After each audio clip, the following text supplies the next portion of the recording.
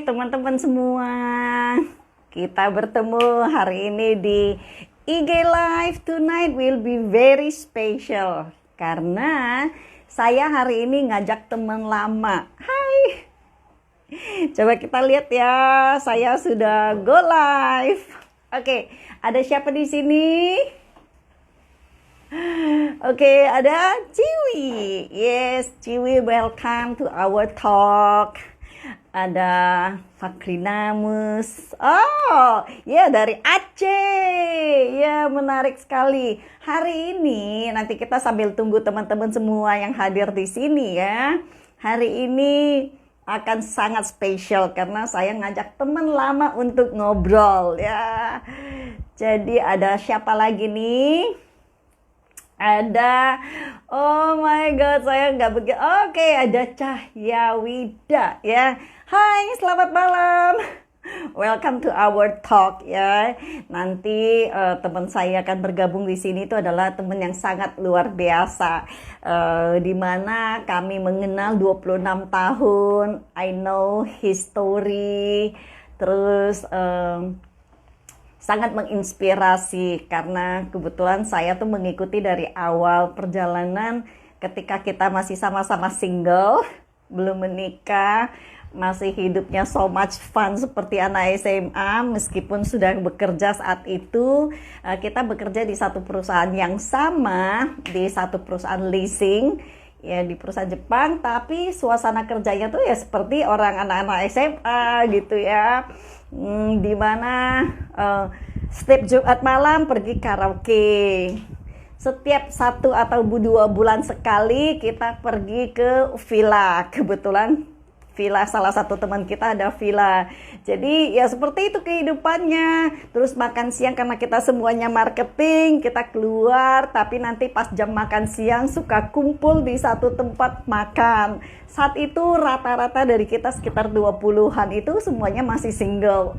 Jadi life so fun ya, persis seperti anak-anak SMA, tidak seperti orang kerja. Dan bahkan saya punya satu memori yang sangat menarik. Saya nggak tahu, ini tamu saya namanya Freddy. Saya nggak tahu apakah dia masih ingat atau tidak. Kita berdua bahkan pernah pergi kursus clay, buat paper clay ya, clay yang membuat untuk clay untuk membuat boneka dan sebagainya. So much fun kan. Dan akhirnya kita satu persatu kita menikah dan kita resign, dan that's life start happen. Jadi sekarang saya masih menunggu Freddy untuk join ke sini ya, supaya kita bisa mulai ngobrol bersama beliau. Lalu saya kepikir nih, sekarang ini kan beliau ini adalah chef yang sangat terkenal ya teman-teman. Kalau yang belum tahu, browse ke Brady Freddy. Freddy-nya adalah satu D ya, satu D. Oke. Brady Freddy, nanti bisa juga ngelihat di atas ya. Oke. Hai Fred. Hai Yan. Wih, long time no see lu ya. Akhirnya kita bertemu malah di IG. Iya nih. Gara-gara ketemunya 5 hari. Iya. Hai teman-teman, tadi kan saya udah cerita. Ketemu lo beneran lo. Aduh, lama banget ya. Ini terakhir kita ketemu ngopi di Taman Anggrek tuh udah berapa tahun yang lalu ya? Oh iya, itu yang Taman Anggrek ya? Lagi ngomongin anak gue, yang lagi kita anak gue tuh waktu CP. itu konsultasi. Iya. Oh iya CP sama Jordi. Tapi ya by the way lu waktu itu yang waktu itu Jordi mau cari job gitu loh setelah. Iya. Tapi lu tadi ngomong mention itu gue masih ingat tuh yang Clay. Ingat gak lo? Oh, ingat banget. Yang waktu Clay itu kan kita bukan madol ya. Apa namanya? Kabur dari teman-teman semua. Hai, ini temanku Freddy. Kita berdua dulu bisa kabur ke Plaza Indonesia untuk kursus paper clay. Bukan paper clay, it's actually a real clay. Real clay. Oh iya iya iya, benar-benar iya ya. Oh so crazy kan? Hmm. Kalau diingat sekarang ya, Seishima bisa gantung kita ya di jam Oh kerja iya, kabur. jangan sampai bilang. Ya, nah teman-teman, seperti yang tadi saya cerita, saya tuh sama kepikiran gitu loh, ingin ngajak Freddy untuk ngobrol karena kan saya mengenal Freddy tuh 26 tahun loh, Fred. Iya, 26 tahun, gila ya. 94 kan? Lu kan masuk Orex duluan, habis itu baru gua gitu ya. Terus kita kenal dan kita tuh seperti anak SMA selama beberapa tahun pertama kerja gitu. Iya. Lalu Den, kita satu persatu menikah dan akhirnya juga kita satu persatu keluar dari company tempat kita bekerja. Dan petualangan kayaknya baru dimulai sesudah kita resign ya. Iya, bener. Tapi maksudnya gue nggak pernah lost contact sih. Soalnya gue kalau ada problem pasti nyarinya lu. Iya. Masalah-masalah gue. Iya, kita 26 tahun tuh nggak pernah lost contact, zaman belum, waktu itu kita udah punya handphone ya, tapi kita tuh masih sering sekali komunikasi. So, teman-teman, kenapa saya ngundang Freddy, itu karena Freddy itu punya banyak sekali pelajaran kehidupan tentang bangkit dari tantangan-tantangan kehidupan. Makanya kenapa saya ngundang hari ini, karena saya pengen teman-teman saya, gini loh Fred, gue tuh pengen teman-teman gue nih dapat inspirasi dari perjalanan lo. Tadi gue sempet cerita kalau hari ini lu adalah chef sukses nih, chef yang sangat sukses teman-teman. Kalau mau tahu namanya Brady Freddy. Brady bread ya, dari bread roti ya, Brady Freddy. Iya, gue masih inget loh, kayaknya pertama-tama lo bikin nama itu tuh, menurut gue, keren ya gitu loh, Brady Freddy. Dan sekarang menjadi brand yang sangat terkenal ya teman-teman ya. Chef terkenal loh ini sekarang ini nih ya. Kalau gue kebalikannya, gak bisa masak. Oke, Fred, boleh nggak sih sharing, Fred, dari pertama lu setelah kita keluar, zaman kita masih kerja waktu di Orex kan kayaknya zaman-zaman masih senang-senangnya lah ya. Sesudah itu kayaknya lu udah mulai tuh. Enggak, kalau coba lu sharing. Kalau diurut dari situ kayaknya nggak akan cukup 1 jam kita ngomong ya, soalnya banyak banget kita kejadian. Cuma maksudnya lu tadi mention tentang kegagalan yang pernah gue alamin ya. Ya. Gue terus terang tuh dalam hidup ya, ada 3 kegagalan yang sangat-sangat membekas dalam hidup gue. Itu ya. Oke. Di sini gue mau cerita. Yang pertama itu waktu itu tahun 2004. 2004 itu dimana gue punya usaha toko besi waktu itu. Toko besi kemudian kan jatuh terus saat itu ya masih ada uang tapi nggak genah gitu, mau kemana, langkahnya kemana gitu. Terus gue kontak lu Yen, lu masih ingat apa enggak Yen, gue kudu gimana nih ya, gue udah nggak punya usaha nih. Terus lu bilang lu ke Jakarta aja Fred katanya. Terus di Jakarta pasti banyak job lah gitu. Terus waktu itu lu nggak tahu inget apa enggak, terus lu bilang ikut bootcamp aja Fred katanya. Karena waktu itu gue down banget dalam kondisi gue yang bener-bener nggak bisa melihat diri gue sendiri tuh seberapa berharganya gue gitu. Terus lu ajakin gue ke bootcamp, waktu itu gue mikirnya alah ini bootcamp apaan sih gitu ya kayaknya.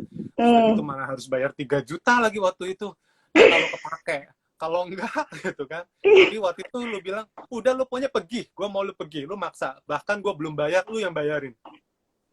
Terus waktu itu lupa gue. Iya, kan udah lama. Terus waktu itu si pesan dari adminnya adalah harus bawa majalah. Gue nggak tahu majalah tuh buat apa. Pokoknya, aduh Yen, gue majalah apa? Udah lu punya berangkat, gue siapin majalahnya. Jadi pada saat berangkat pakai bis, lu datang ke tempat kumpulan, lu bawain majalah segini banyaknya buat gue. Terus, iya tuh salah satu memori di situ. Oke lah, gue di situ belajar banyak banget hal-hal dari Pak Onggi ya. Pak Onggi waktu itu yang paling itu adalah bagaimana gue melihat diri gue. Itu dibuka di situ semuanya. Jadi selama ini karena message yang keluar adalah kan value yourself kalau nggak salah itu judulnya. Jadi kita tuh value your life. Sering kita tuh, gue tuh merasa gue tuh menghukum diri gue atas kegagalan gue gitu loh. Nah di situ kayak dibuka pikirannya. Tapi gue masih ya namanya masih pertama kali dengar begitu. Tapi worth it banget lah. Di situ mungkin satu sedikit yang membuka pikiran gue. Kalau waktu itu gue belum pernah bilang thank you, saatnya gue bilang thank you ya Yan. Mungkin belum bilang thank you. Hari ini ngeliat lu tuh udah puas kok, udah puas banget hari ini ngeliatnya lu nya hari ini. Anyway, continue. Terus saat 2004 itu setelah dari bootcamp itu memperbaiki diri, buka lagi usaha. Masih ada duit waktu itu, cuma usahanya kan nggak ada. Buka usaha lagi. Bikin waktu itu yang terkenal adalah toko 5.000 ya waktu itu ya. Oh iya, gue inget ya, tuh, serba 5.000. Saat itu yang lagi ngetop tuh, buka toko. Terus jalan tuh ya tokonya, jualan segala macam. Terus dapat job juga di luar kota. Jadi gue harus keluar kota untuk jadi kayak manajer direktur sebuah perusahaan lah gitu. Sebuah perusahaan joint venture. Ini kita waktunya cukup gak sih ngomong panjang lebar kan gua cukup. Begini pendengar lu pada bosan semua nih sama gua nih. Hey teman-teman semua yang di sini, ayo mau dengerin apa enggak? Ayo kasih komen dong kalau di sini. Gue jamin ya pasti ceritanya Freddy ini menarik banget. Karena apa? Karena kan proses kegagalannya tuh ya minimal gue tahu sekilas kan gitu loh, walaupun nggak dalam-dalamnya banget gitu ya. Ayo, masih pada betah tuh, pada udah kasih jempol. Oke, good. Oke, continue ya. Terus kemudian saya dapat kerjaan di luar kota. Kerjanya saya ambil. Di situ gue maksudnya berusaha untuk kerja gitu ya, mikir. Terus tiba-tiba jadi sukses. Ya, kerjaan gue jadi sukses. Di situ gue mendapatkan hal-hal yang sebelumnya gue belum dapetin dalam segi materi gitu ya. Terus akhirnya bisa ya berusaha untuk nyenengin keluarga lah gitu ya. Terus keluarga berlibur segala macam. Nah, tahun 2009 tiba-tiba ada badai lagi yang ganggu ya. Tapi badai ini adalah faktor luar, faktor pasar gitu. Jadi gampangannya katakanlah gini, gua itu kerja di sebuah perusahaan yang sekarang misalnya ada uang nih, ada uang dari uang yang dimiliki oleh perusahaan ini cukup buat beli bahan baku selama 1 bulan.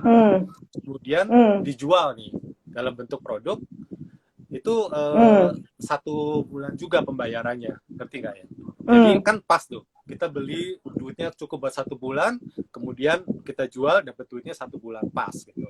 Terus tiba-tiba faktor pasar, bahan baku naik harganya 2 kali lipat. Jadi duit yang harusnya buat 1 bulan gua belanja, 2 minggu doang udah habis. Ngerti nggak ya? Tapi pembayaran dari pelanggan kan tetap 1 bulan. Kan tetap ya, nggak ketutup dong. Iya, udah gitu naik lagi jadi 3 kali lipat harga bahan baku. Jadi duit cuma buat 10 hari doang. Jadi 10 hari produksi, pembayaran dari pelanggan telat. Akhirnya kan kayak pincang-pincang gitu, kita harus subsidi, lama-lama pelurunya habis. Nggak punya ya kayak orang perang. Kayak orang perang kehabisan peluru loh. Tapi nggak ada peluru gitu. Jadi solusinya apa? Solusinya adalah jual alat kita atau kita cari investor untuk masuk gitu. Pilihannya orang yang ngasih peluru baru gitu loh. Nah saat itu yang terjadi adalah untuk dijual tuh susah, kita kesulitan gitu untuk jual. Akhirnya datang tuh yang investor yang mau setor peluru itu. Akhirnya kita kayak joint venture gitu. Jadi gua waktu itu sebagai direktur, tapi ada saham juga lah gitu ya. Terus kemudian join sama yang pemilik baru gitu. Nah, terus kita jalan nih usaha nih, ya, jalan lagi nih. Tahun pertama, tahun kedua, dan seterusnya jalan. Tapi pada saat jalan itu, gue tuh udah terluka dalam segi ekonomi. Karena gue kan subsidi terus nih selama sekian bulan. Sebelum joint venture-nya masuk tuh, gue udah banyak keluar modal. Artinya begitu pabrik jalan, guanya itu udah minus gitu. Ngerti nggak? Udah punya utang. Setiap bulan tuh harus setor sekian gitu ya. Gue nggak usah sebut nominalnya. Itu berat banget ya buat gue. Dan itu waktu itu yang bikin salah, yang gue salah adalah gue fokus sama utang gue itu. Aduh, gue punya utang segini. Bulan depan gue harus bayar sekian. Bulan depan gue harus bayar sekian. Hal yang harusnya gue cari duit gitu, udah pokoknya buat bayar utang, udah fokusnya ke sana, nggak bisa kemana-mana. Hidup gue tuh bener-bener. Ini kejadian waktu yang di Lampung nih ya? Iya. Nah, waktu di Lampung kan sempat ketemu lu sekali. Yang waktu apa ya? Halo. Ya. Sorry, tadi agak keputus lu kayak fresh. Ya waktu di Lampung itu, terus waktu itu sempat ketemu lu sekali yang lu ngajak makan sama Matias di mana gue lupa deh, pokoknya lu ngajak makan pokoknya sekali. Nah itu gue cerita saat itu tuh gue lagi down, gue cerita sama lu, Yen gue punya utang gede nih Yen, gimana nih Yen. Bukan ya, gue pada saat itu ya ngomong sama lu bukan gue minta duit gitu ya, bukan minta bantuan, tapi beban moral lu, gue harus gimana. Terus lu bilang waktu itu kalau nggak salah nasihat lu, lu kudu lakukan apa yang menjadi bagian lu, bayar yang menjadi kewajiban lu, dan dapetin apa yang hak lu, segala macam. Pokoknya lu kasih masukan lah buat gue saat itu. Cuma ya itu tadi, mungkin gue terlalu apa ya, mikirin yang negatif mulu lah, mikirin yang selalu negatif. Akhirnya yang terjadi adalah tahun 2015 itu kan jalan tuh. 2010 tuh gue walaupun usahanya jalan tapi gue terluka gitu ya. 2015 boom yang paling gede. Nah 2015 itu gue ditipu sama yang joinan itu tadi. Jadi oke. Tiba-tiba tuh pada pertengahan tahun 2015 status gue itu lebih miskin daripada gembel di jalanan. Kenapa? Karena kalau gembel di jalanan tuh cuma nggak punya duit, tapi kalau gue punya minus sekian gitu. Kan jadi gue statusnya tuh udah lebih miskin dari orang. Dari gembel cuma nggak punya duit ya kan, gue punya utang sekian gede gitu, nggak bisa bayar. Nah terus ya sedikit banyak kan gue nah saat ini kejatuhan yang ketiga nih ya. Kan pertama tadi waktu toko besi, kedua waktu karena keadaan pasar, ini yang ketiga ditipu sama partner.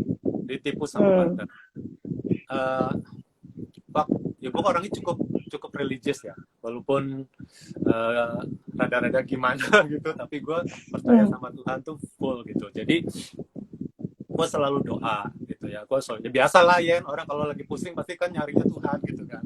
Gue selalu doa gitu ya. Ada saat ya gue tahu kalau Injil Alkitab itu adalah janji Tuhan dengan kita gitu ya. Ada satu kalimat yang selalu gue bawa dalam doa, itu adalah Tuhanlah gembalaku, takkan pernah kekurangan aku. Itu kalimat simple banget ya, tapi pada saat gue bawa dalam doa itu kuat banget powernya gitu. Kayak seakan-akan gue itu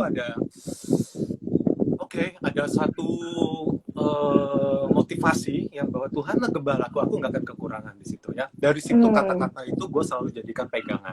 Ya pada saat ditipu itu ya pasti kayak ikan keluar dari kolam aja gitu, kelimpungan gitu kan, kayak aduh gue gimana nih, karena mikirnya adalah ya kalau gue doang kagak apa-apa deh gitu kan, tapi kalau gue udah minus, gue udah lebih miskin dari gembel, gimana orang tua gue, gimana anak-anak gue, bini gue semua gimana gitu kan. Tapi Karena gue waktu itu gue memilih untuk kalau mau gue bisa tiduran nangis meratapi nasib saat itu ya. Tapi gue enggak, gue saat itu memilih untuk cari suatu aktivitas apalah gitu. Gue nggak tahu aktivitasnya apa tuh, masih berbeda saat itu. Tapi kayaknya mau ini salah, mau itu salah, mau ini salah, mau itu salah. Dan di dalam doa gue setiap hari itu, sampai suatu hari gue ditunjukkan sebuah artikel ini. Gue lupa deh nemunya tuh di Instagram atau di Facebook, gue juga lupa. Itu kata-kata dari Nelson Mandela ya. Jadi waktu itu yang gue tahu Nelson Mandela itu kan dipenjara oleh lawan politiknya sekian tahun, walaupun dia nggak bersalah ya. Betul, 27 tahun yang nggak salah. Ya, terus pada saat dia jalan, dibebaskan waktu itu, dia jalan menuju gerbang gitu ya, dia bikin satu kalimat gitu, bahasa Inggrisnya, as I walk towards the gate that would lead to my freedom, I knew if I didn't leave my bitterness and hatred behind, I would still in the prison. Itu kata-katanya tuh. Ini very good and very powerful. Boleh nggak lu ngulang? Karena menurut gue, teman-teman semua di sini, statement ini very very powerful. Karena ini kan nggak cuma berlaku kalau kita tuh sedang di masa kejatuhan ya. Sebenarnya ini berlaku in very general kalau kita misalnya terpenjara oleh negativity, terpenjara oleh dendam, terpenjara oleh apapun. Ini applicable banget pernyataan ini. So, lu boleh ngulang nggak?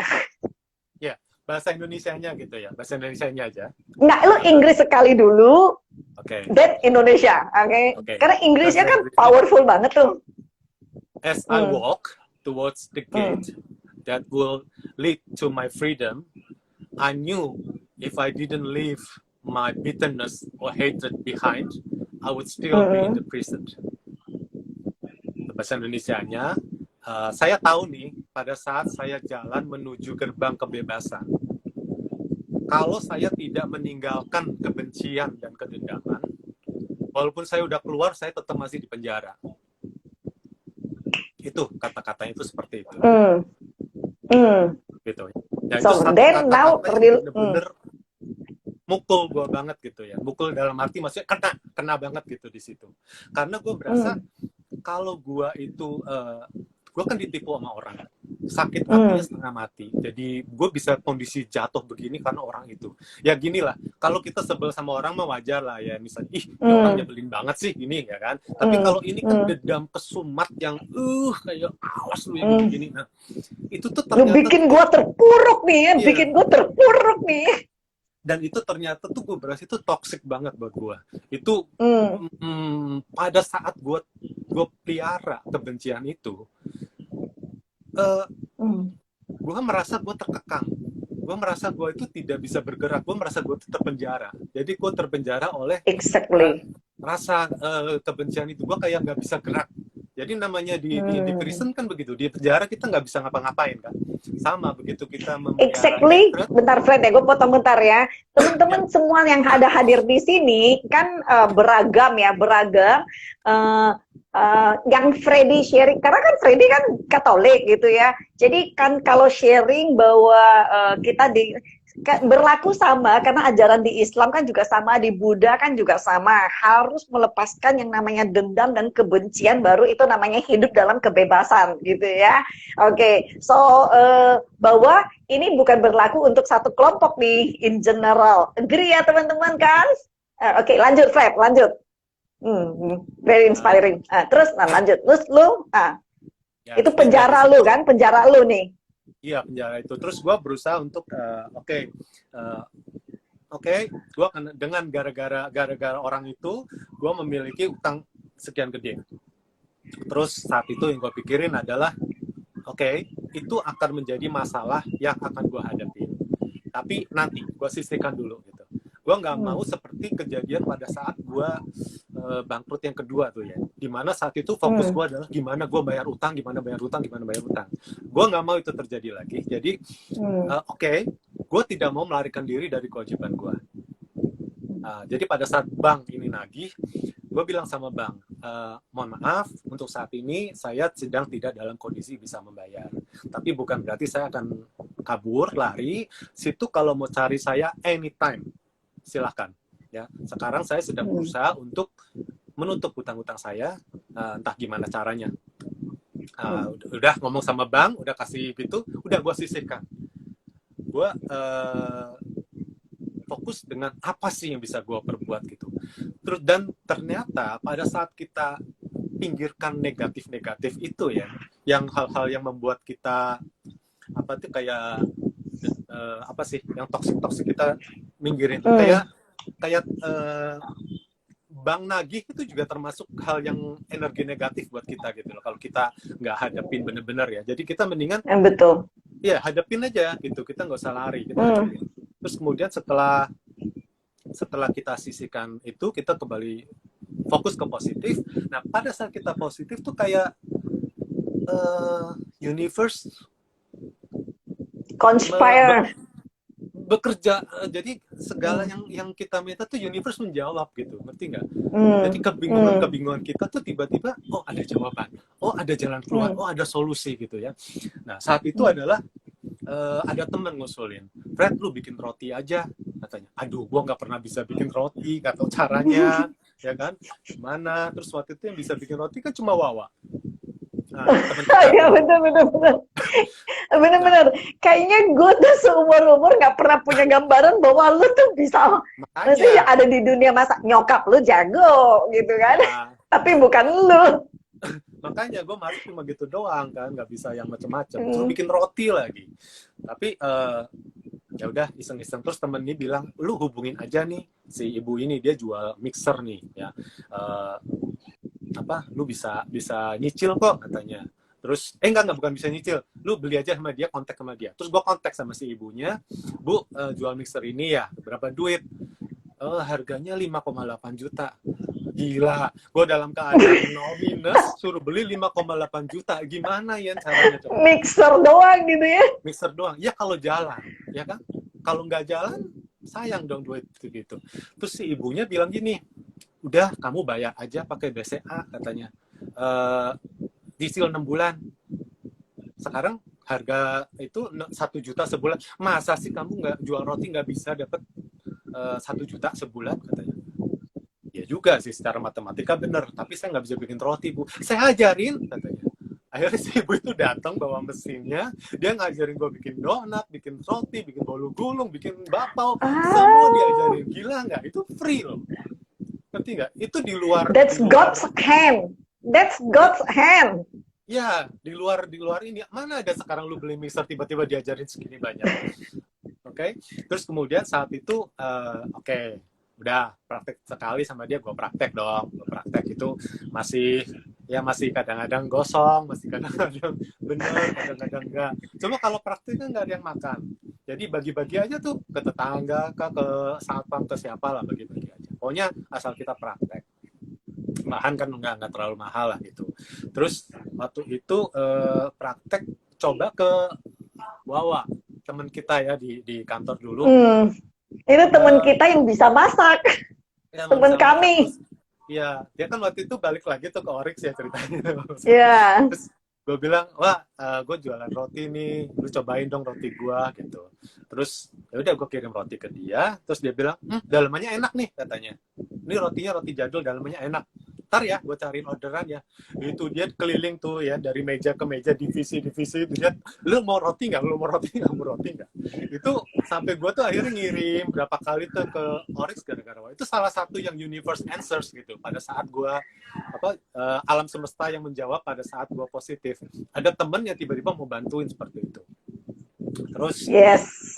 Tapi kan nggak mungkin dong Oryx beli tiap hari, ya kan? Iya, betul. Pasti seminggu sekali lah atau apa gitu. Terus selanjutnya gimana nih, ya kan? Sekali lagi alam semesta menjawab. tahun 2016 atau berapa tuh, itu kan Gojek baru muncul dan dia ngeluarin promo kemanapun 10.000 ongkosnya waktu itu, jauh dekat 10.000. Wah, itu berarti yang tadinya ya sekarang rumahnya di Kelapa Gading lah di mana itu kalau cuma 10.000 ya kan, artinya gue bisa lebih luas lagi jualannya. Nah di situ gue mulai tuh branding dari sekarang, foto rotinya di foto cakep, posting di sosmed, posting di Facebook gitu ya. Nah dari situ ada 1-2 orang lah yang misalnya dia tahu kita, kenal kita, dia beli terus dari situ model kayak rantai gitu ya. Jadi kalau katakanlah ya, orang tuh kalau misalnya beli sesuatu yang ada yang baru itu bangga tuh ditunjukin gitu. Kayak misalnya contoh Jeko Donat baru buka. Begitu baru buka, setiap orang yang makan di Jeko pasti nunjukin, gue kayak foto, ngepost foto gitu kan. Yeah. Sama saat itu terjadi adalah sosmed kan lagi hits-hitsnya. Mereka beli roti gua waktu itu namanya masih Brad Pitt ya. Beli. Oh iya betul, lu sebut nama Brad Pitt. Terus ini abis beli Brad Pitt nih gitu. Temen beli di mana? Nih ke nomor ini. Jadi udah kayak mata rantai marketing yang tanpa gua minta gitu loh. Dan itu terjadi sales yang cukup lumayan. Lumayan saat itu ya. Nah, gua pikir cuma waktu itu roti gua masih belum bagus. Dalam arti gua masih ya tadi belajarnya sama seorang ibu yang jualan mixer gitu ya, yang mungkin rotinya roti rumahan lah. Tapi gue kan harus roti yang levelnya gimana gitu kalau belajar. Sampai waktu itu belajar ke seorang pengajar roti ya senior gitu. Gue sampai bawa roti gue tunjukin ke dia, tunjukin ini roti saya menurutnya gimana. Itu dia cuma cicip doang gitu, dia bilang segigit doang, terus dia bilang ini roti harusnya nggak seperti ini, terus langsung dibuang tempat sampah dong. Itu gue Gordon Ramsay banget tuh. Orang mungkin akan marah, akan tersinggung gitu ya. Gue saat itu enggak. Gue karena tadi tuh dari yang gue bilang, gue mau selalu segala sesuatu yang gue ambil positif. Jadi pada saat itu terjadi pun, gue alihkan ke hal positif. Gue nih bikin lebih enak daripada roti lu gitu. Positifnya seperti itu. Jadi motivasi lah gitu. Nah di situ gue belajar teknik dari Taiwan, belajar teknik dari yang Jepang gimana, ini gimana, dari les dulu aja. Nah, dari situ rotinya jadi lebih baik, mulai jualannya pun lebih ramai lagi, jangkauannya lebih luas. Saat itu Gojek masih promo. Terus ada yang lucu sih sedikit, rotinya tuh terkenal kalau bukan terkenal, jualannya lagi rame gitu kalau misalnya ada yang kematian gitu ya, di rumah duka gitu ya. Tapi kalau di rumah duka itu kan kalau jajanan pasar nggak awet ya, hari ini disediain besok udah basi kan. Tapi kalau orang Chinese roti lebih awet, 4-5 hari mereka di roti lebih awet gitu. Jadi kalau ada pesanan roti, ada yang meninggal gitu, pegawai pada just kidding.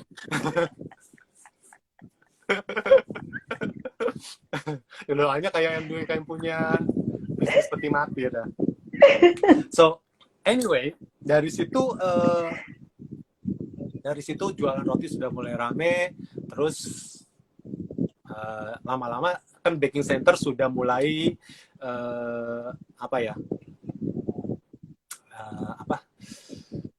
udah mulai banyak, udah mulai jamur di Jakarta gitu, baking center. Di situ mereka udah satu persatu mulai manggil suruh ngajar di tempat A, tempat B, tempat C gitu ya. Terus dari situ dulu tuh ada kontroversi masalah julukan chef gitu. Chef itu definisi chef orang itu lain-lain. Jadi orang pikirnya kalau chef itu adalah yang pakai baju chef itu, pakai topi, kerja di hotel dan sebagainya gitu tuh chef. Atau dia padahal ya kalau kita mengenyam pendidikan aja belum tentu itu chef. Jadi yang namanya chef itu definisinya ada dua. Satu adalah orang yang dengan pendidikan, terus kemudian dia kerja di hotel di bagian itu, terus dia jadi chef di situ. Yang kedua adalah dia pemilik sebuah bakery atau pemilik tempat usaha yang berhubungan sama kuliner. Dia tuh pimpinannya atau chief. Chef itu asal katanya dari chief sebetulnya. Chief. Oh, ya. oke. Dan itu mereka julukannya ya bahasa Perancisnya tuh chef sebetulnya. Jadi cuma kan ya gimana ya, kalau misalnya kalau orang Indonesia kan biasalah, kalau misalnya kita belum lu belum kerja di hotel berarti lu bukan chef. Sementara orang pada manggil chef gitu. Jadi karena waktu itu pikir ya udah gue harus kerjaan gue udah berhubungan sama chef, tapi sekolahnya belum nih gitu, gue belum didukung sekolah. Terus akhirnya gue ngambil sekolah di Indonesia Patisserie School. Umur 50 gue daftar, umur tahun ini lah berarti. Ini tahun ini gue umur 50. So di umur 50 loh baru sekolah ya. Can you imagine that? So, bentar gue potong ya, Fred. Yeah. Oke. So, teman-teman, di sini ada satu pelajaran yang menurut saya ini menarik sekali. Di lingkungan kita, saya tuh punya teman yang baru umur kepalanya 4, udah bilang mereka tuh udah tua. Udah capek, karena kan gue udah tua. Lo berapa? 45 gitu kan. Nah, sementara kalau kita dengar cerita dari Freddy, dia tuh mulai bisnis bakery, bukan mulai bisnis bakery lo ya, mulai belajar bikin roti lo, baru belajar bikin roti tahun 2015. Umur 45. Betul ya, Fred ya? Yeah. Dan itu berarti kan umur 45. Yep. Gitu loh. Ya, dan sekarang baru akan masuk ngambil sekolah resmi mengenai kuliner isi di umur kepala 5. So this is a message. We are never too old. Yeah. We are not old at all untuk start anything. Oke, lanjut, Fred. Sampai mana nih? Sampai mana? Oh ya. Sampai lu daftar di sekolah ini. Sekolah apa namanya? Kan, Indonesia Patisserie School. Terus di situ kan mendalami hal-hal semua berhubungan sama pastry, roti gitu ya, kue segala macam. Dan kemudian yang terjadi sama semua orang nih, pandemi ya. Yang terjadi pandemi. Pada saat pandemi begini ya pikirannya orang apa sih ya kan, maksudnya aduh kita masih belum tahu seberapa parahnya virus itu, seberapa apa, pokoknya begitu lockdown ya udah lockdown aja di rumah nggak ngapa-ngapain gitu ya. Tapi gue positif juga, gue begitu lockdown gitu bukannya langsung down, maksudnya gimana, aduh mikirin, pokoknya nggak pernah mikirin apa-apalah gitu. Kalau mikir apa-apa nggak pernah pikirin negatif. Terus kayak misalnya tempat gym ditutup ya udah gue olahraga di rumah gitu, nggak peduli lah, pakai yang ada aja. Terus ada ya seperti tadi, kalau begitu gue positif gitu ya, selalu alam semesta itu menjawab, give you a solution gitu kan, membukakan jalan. Give me a solution. Tiba-tiba nih ada satu temen ya, dia melihat potensi gua, kue gua katanya enak gitu. Dia bilang katanya, Red, kue lo enak, lu ngajar ya katanya. Aduh, lagi pandemi gini kok gimana? Lu ngajarnya online aja deh. Gua nggak kepikiran online itu gimana caranya ya. Terus dia bilang, sini gue ajarin ya, gue masukin ke grup, gue ajarin bikin video begini gini. Oh gitu, iya deh, gue masih mungkin karena belum mendesak gitu kebutuhannya, masih iya deh gini. Terus sama dia tuh tiba-tiba tuh langsung kayak diseret, dimasukin ke sebuah maksudnya bikinin suatu kelas gitu. Jadi gue ditempatkan pada posisi yang seakan-akan ya udah, ini udah ada murid, ngajar deh lo gitu. Ngerti nggak? Itu dipepetin. Dia yang cariin muridnya, bukan gua nyari murid loh. Dia cariin, nih muridnya gua setorin, lu ngajar, mampus nggak digituin. Udah gua langsung aja di situ, gua ngajar segala macam teknik-teknik yang gua tahu, gua share ke mereka. Dan puji Tuhan beberapa ilmunya bisa bantu beberapa dari mereka gitu ya. Jadi mereka itu ada yang jualan, ada yang langsung hit dengan karena kan selama pandemi itu bisnis yang salah satu yang survive adalah bisnis makanan kan. Jadi orang masih Yes, tetap betul, online. betul. Nah, mereka ikut kelasnya tuh banyak yang ini dan gue mungkin belum sempat bilang thank you sama orang itu namanya Sue Earl. Dia yang masukin gue ke dalam satu situasi di mana gue harus ngajar dan itu bukan kemauan gue yang ini tapi dia yang masukin ke situ. Terus dari situ berkembang, kemudian orang banyak nyari itu ya dari di materi-materi yang gue ajarin, tolong dong ajarin materi yang cake yang ini, cake yang itu, rotinya dong apa segala macam gitu. Gue pikir waktu itu roti itu adalah menu andalan gue, jualan gue, ya kan. Kalau sampai misalnya itu diajarin, gimana dong nanti gue ada saingan gitu ya. Tapi saat itu banyak yang komentar, kok ajarin dong rotinya gitu. Terus temennya juga Syuel juga bilang maksudnya udahlah ajarin aja, siapa tahu lu bisa kasih berkat buat orang lain, rezeki mah akan ketukar gitu. Terus akhirnya ya udah begitu itu diajarin ngehit banget itu menu itu yang sangat-sangat hit ternyata dan tabur tuanya. Iya, dan itu maksudnya banyak banget yang sudah ini ada murid lu nih, Fred nih. Yes, salah satunya saya murid nih sudah bisa jualan roti tiap weekend. Godit Lestari. Thank you, Godit Lestari. Sorry ya yang barusan beberapa yang sebelumnya sudah komen tapi nggak bisa dibacain. Karena pembicaraan kita seru nih. Iya, terus. So, ya, saat itu sampai mana tadi lupa deh. Oh ya. Akhirnya lu malah jadi booming. Iya, saat itu jadi booming, terus kemudian ya kayak satu hal yang gue belum ceritain adalah pada saat gue positif seperti tadi, bisnis jalan, jualan lancar, segala macam gitu ya, tiba-tiba yang masalah bank itu, gue harus jual rumah tanya untuk nutupin utang bank. Pada saat itu terjadi, pada saat titik tertentu di mana gue itu tidak memikirkan utang, tiba-tiba rumah gue kejual dan gue langsung bisa tutup lunas.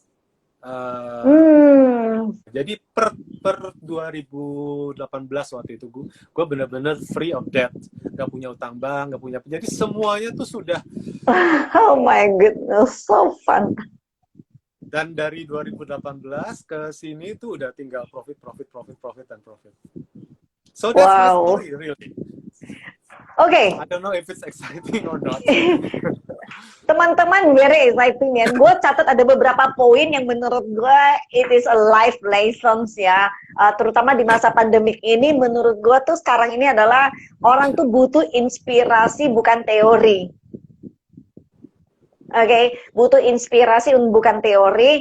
Tapi sebelum gue mencatat beberapa poin yang ini, gue pengen nanya sedikit yang tadi mengenai bahwa lu memaafkan orang yang membuat lu terhutang di tahun 2015 itu.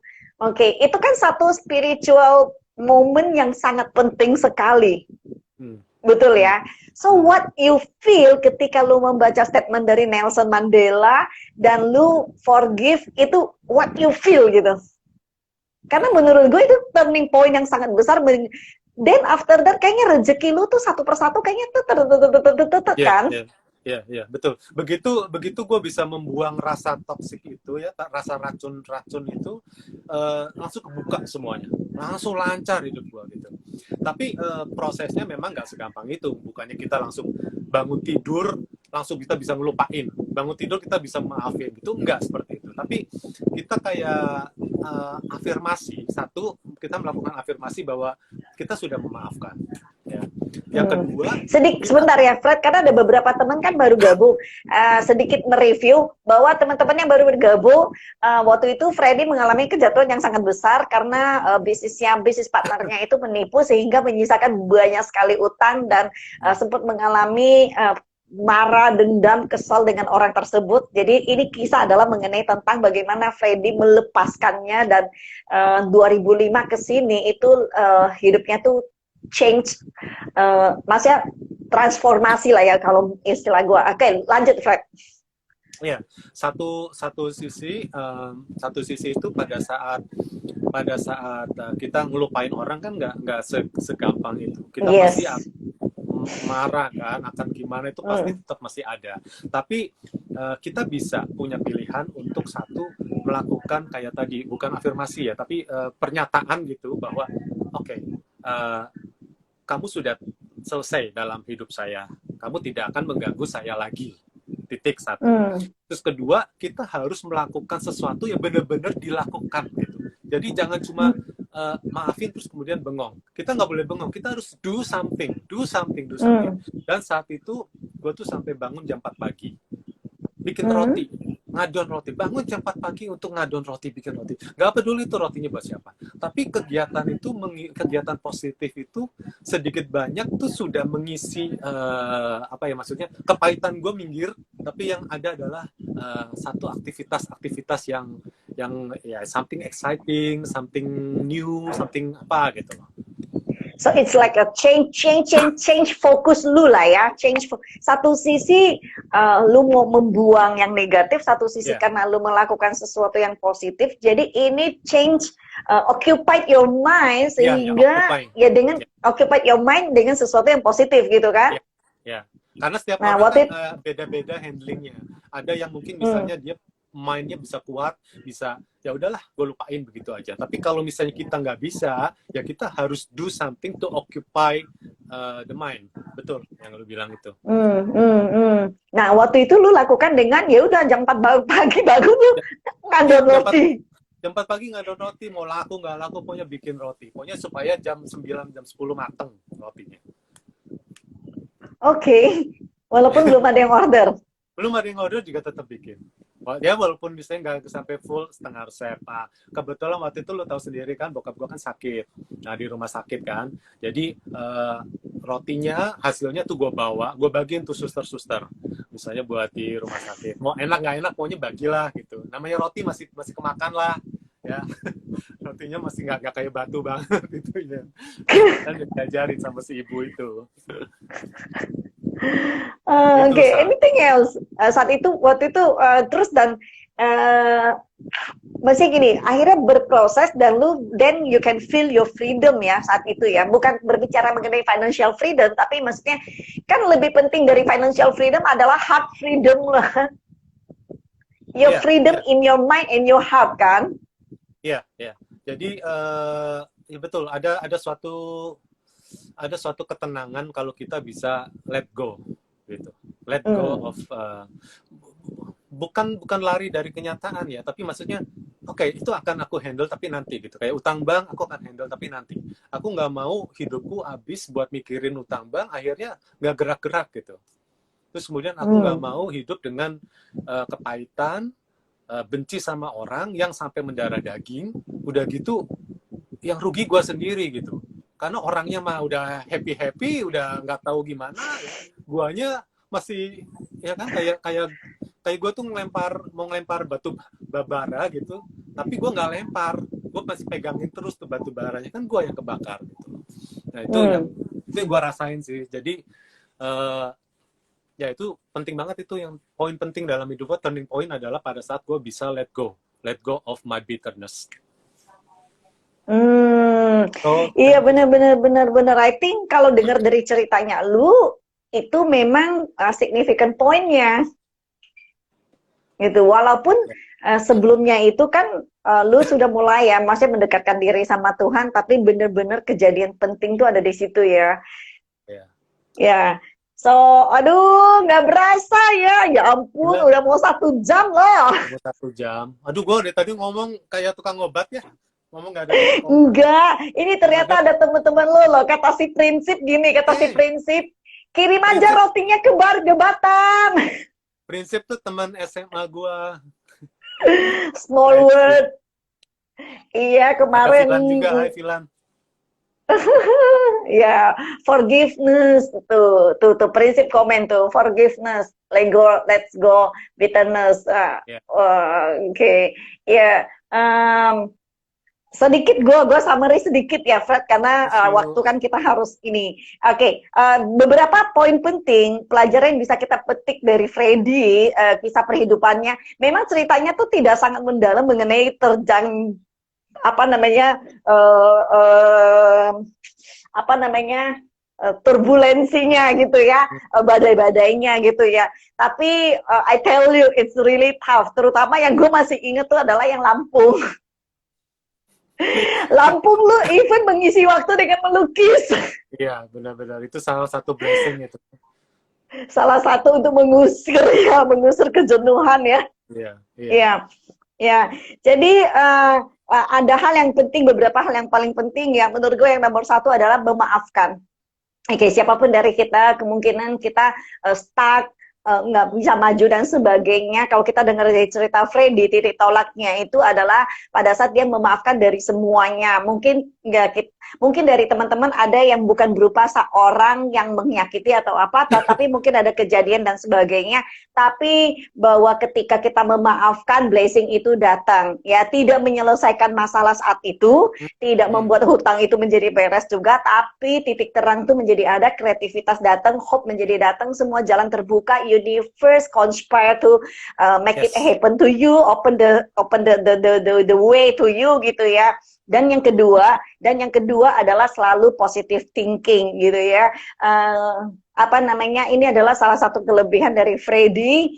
Oke, positive thinking. Dan kalau kita perhatikan even rotinya dibuang ke tong sampah pun masih tetap positive thinking, dan hari ini menghasilkan dia menjadi salah satu trainer roti yang diandalkan, yang sangat sekarang ini bener-bener deh kalau kalian mau bikin roti Freddy cari Freddy. Rotinya tuh roti jadul enak pol gitu ya. Dan yang kedua, iya benar-benar. Dan yang berikutnya yang menurut saya salah satu yang penting banget adalah Freddy itu adalah learning. Masih inget ya, kita tuh sering, jadi gini, ketika ada waktu bertemu, sesekali kita ngopi atau makan siang gitu ya, ngobrol, kita kan sebenarnya kan kurang lebih sama pengalaman hidupnya gitu ya. Tapi Freddy itu selalu tipe yang open mind banget untuk menerima masukan dari orang gitu. Nah itu adalah salah satu kelebihan Freddy yang membuat hari ini, kenapa di usia 45 tahun dia bisa terjun ke satu bidang yang baru, dan hari ini dalam waktu yang relatif sangat singkat, 5 tahun saja bisa menjadi pelatih. Kalau bukan ngomong pelatih ya, kalau bikin roti itu namanya apa sih ya?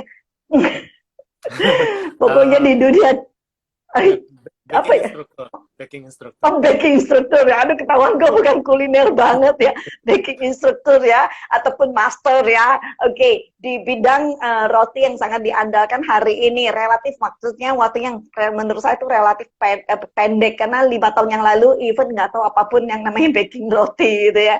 Dan satu hal lagi adalah, satu pelajaran yang bisa dipetik adalah bahwa ketika kita kondisinya terpepet banget, seperti cerita Freddy dipaksa mengajar gitu ya, ketika kita terpepet banget, maka potensi diri kita mau tidak mau akan tereksplor. Asal kita mengambil sikap ketika terpepet, bukan mengambil sikap mundur, nggak bisa.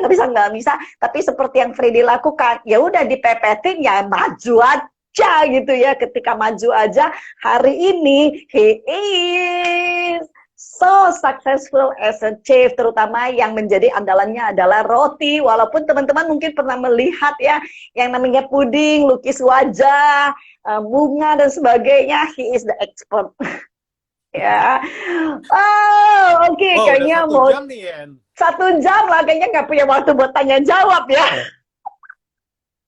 Maybe sama ada.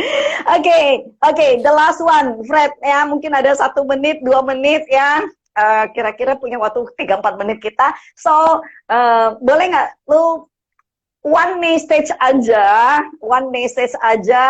buat teman-teman yang hadir di sini, apa anything?